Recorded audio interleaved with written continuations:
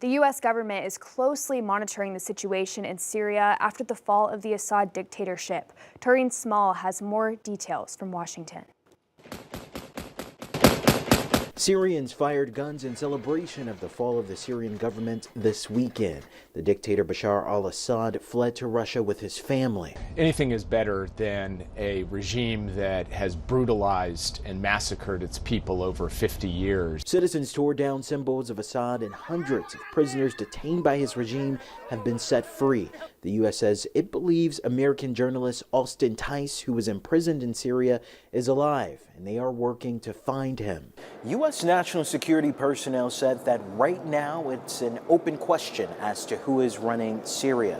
It's a question the U.S. is working hard to figure out. The Islamist fighters who brought about the downfall of the government have been deemed a terrorist group for their ties to al-Qaeda.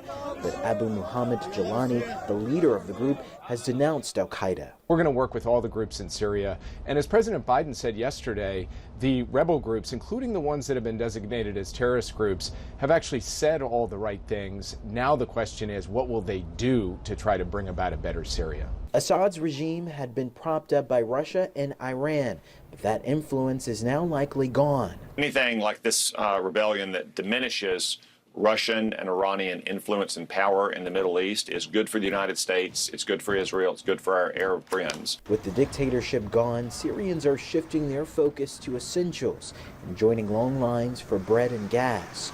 Tareen Small, CBS News, Washington. The U.S. and Israel have carried out airstrikes in Syria against terrorist groups in an attempt to keep them at bay.